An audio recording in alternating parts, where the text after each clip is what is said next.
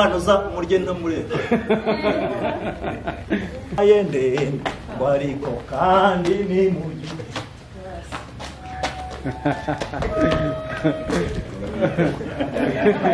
nanyuze moya baye ndende ariko kandi ni mu gihe niba uzirine imbere y'imbaga nyamwinshi iryo ni isengesho ry'imena iwacu ni kwicupa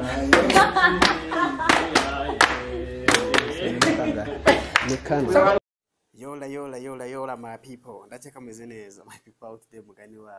wa muhungu w'abanyarwanda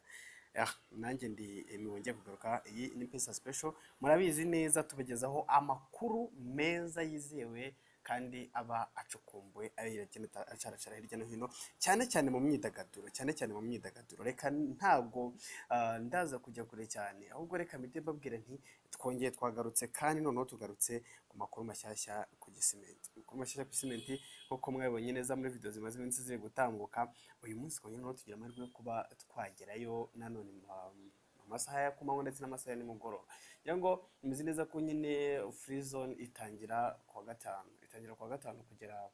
ku cyumweru, ubundi mitaka bakayivaho bagakomeza none imodoka zongera gutambuka, ariko mwari kiragiye ntabwo imodoka ziba zemerewe zahatambuka. Mwari kiriya gice aba ari igice cy'amaresitora, ubundi akaba ari igihe amaresitora ndetse n'abantu bafata kamanya, dore ko ni hamwe ahantu hari utubari twinshi cyane hano mu mujyi wa Kigali kandi hamwe. Noneho nkuko mubona ku mashusho nabanjeho mwabonye DJ Brianne nawe noneho kweri yashyize inda hanze, abantu baraza barahondaga neza, ubona ko abari bizihiwe na kamanyinya bose ko bari hariya, bose bari bizihiwe na kamanyinya. Noneho nkuko mubonye nuno mugabo nawe ati niba uzira inenge uyu mugabo Kaceri,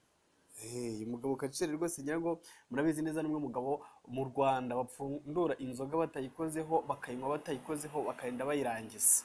Noneho ushize yaratebeje amwe ati noneho yansekeje akaravuga ati noneho muzi umwana noneho murye ntamureba. Nkuko mubona ku mashusho yabanje afata intebe, ntabwo ari umuntu wese abishobora kuko intebe ntabwo ifite stability kuba washyira ku mutwe ukabasha no kubyina nkuko muri mubibona ku mashusho yabashe kubigenza. Uyu mugabo twigeze ko n'ikiganiro kigiye rwose yanyweye inzoga biranacicikana cyane, avuga ati uyu mugabo yirwanya, avuga ati ngo icyaka cyane kuzakica ariko we azagitanga akica. Ngibyo rero noneho ku Gisimenti mu masaha ya nimugoroba, nuko abantu baba bari aho uko baba bameze neza. Ndajya kubwira ko birushye kugira ngo ufate izi video, ntabwo ari ibintu biba byoroshye, ariko nyine ushobora kwemera kwishyira muri risk kugira ngo ufate video ugaragaze reality cyane, kuko nyine bari special TV ndetse dufite avuga ko special news ni special news, ni ya makuru nyine uba ukeneye kandi atari kuvumbi habe na gatoya. Reka byatumye no munsi noneho kubera ubusinzi burimo buravugwa cyane cyane mu rubyiruko, byatumye noneho nanjye nifashisha Bibiliya nka kimwe mu bitabo bitagatifu by'abemera Imana, ubwo birikoreshwa n'abakristo, dore ko n'ababizima bakoresha Quran cyangwa se bafite ukundi kwizera kwabo nka Baha'i bagakoresha kitabu ya Gitasi, ariko byose ni ibitabo bitagatifu nubwo bigiye birimo ubutumwa bwagiye butangwa n'intumwa zitandukanye. Noneho reka nifashishe imirongo imwe yo muri Bibiliya ku bantu bakunda gusoma Bibiliya. Ndakeka ko abanyarwanda benshi hafi bibiri bya gatatu, nubwo ntigeze ndeba kuri sondage, bose babarirwa mu bakristo. Nuvuga ko hafi miliyoni zirindwi z'abanyarwanda zigera mu n'abakristo bose. Ubwo nuvuga ngo ntakora uvuga ngo ndago nuko usengera uri mu Katolika cyangwa se ukaba uri mu Pentecote cyangwa se ukaba uri wenda no mu Presbyterian, oya bose nyine babo ngabo babarirwa mu bakristo. Ni igice kinini cy'abanyarwanda bose ndumva ko bizera Bibiliya. Nufungura Bibiliya ukajya muri Zaburi 104 igice cya 35 barakubwira ngo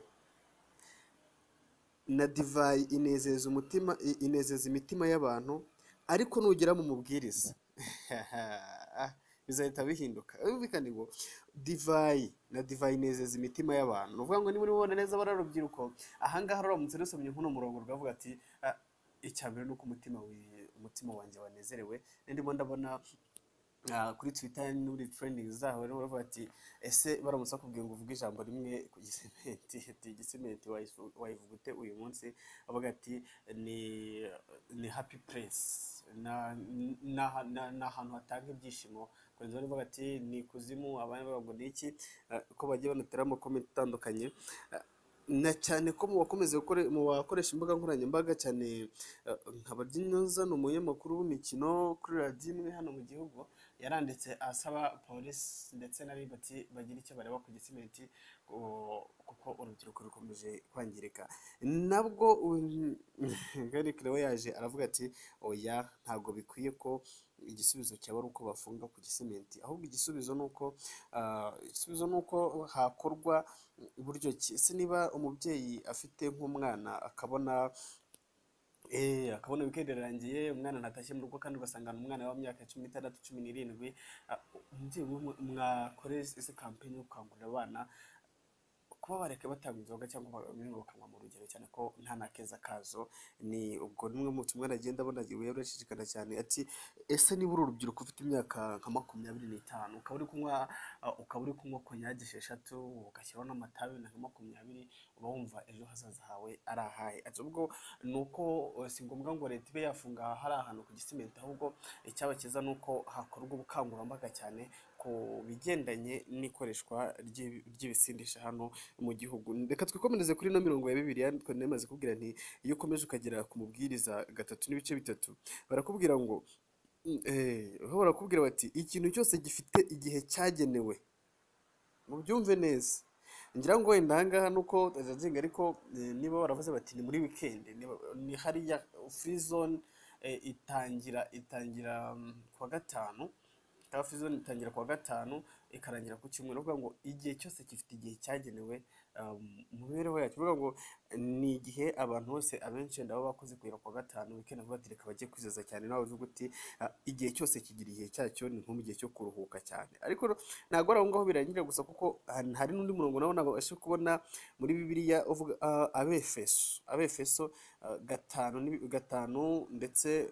gice cya 18 ho hagira hati kandi ntimugasinde inzoga zirimo ubugambanyi zirimo ubukubaganye plutôt inzoga zirimo ubukubaganye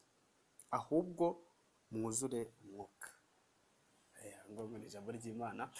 ayo ntago ari amagambo yanjye ni amagambo agira icyo avuga kuri Bibiliya cyane cyane nk'abantu bizera niyo mba nabashe kwifashisha kugira ngo tubanze tubihuze cyane ese wirati na divayi inezeza imitima y'abantu divayi tubizi ko abantu benshi bakunda kuvuga ko divayi ibisembuye cyangwa se ariko noneho uko aravuga ko ngo wino n'umukobanyi ni ibintu byinshi bagenda bavugaho nk'aka kumubwiriza noneho umuntu yavuga ati ikintu cyose kigira igihe cyacyo uvuga ati nanjye n'umunsi wo gutwika ejo ntakunze abandi mo natwika reka ubwo mwumve izino basigiramo izi testimony z'aba bantu bagiye bavuga bati aha ngaha ku Gisimenti cyari igihe kiza cyane kumbasha kwagera nkabasha kubona icyo kurya bitangoye cyane ni testimony bo bagiye bacavuga ati leta yarakoze leta n'umubyeyi iyi ni Special TV reka babwire nti mugubwe neza mukore share like comment na subscribe ubundi dukomeze tubane 5 kuri 5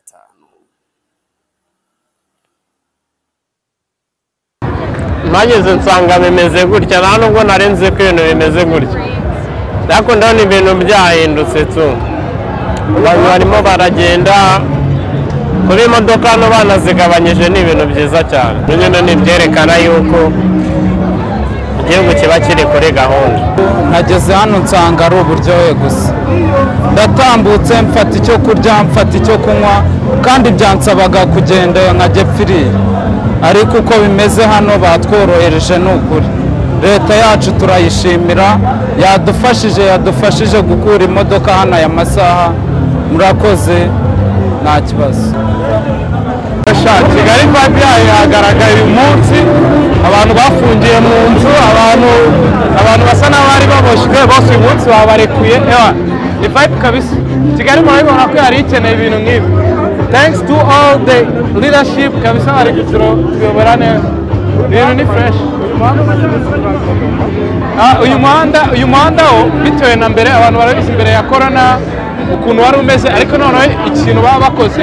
urabona ko kirasa no kwisanzura binaganya ubwandu bwa covid n'ibintu byinshi ko abantu iyo bari guhana intera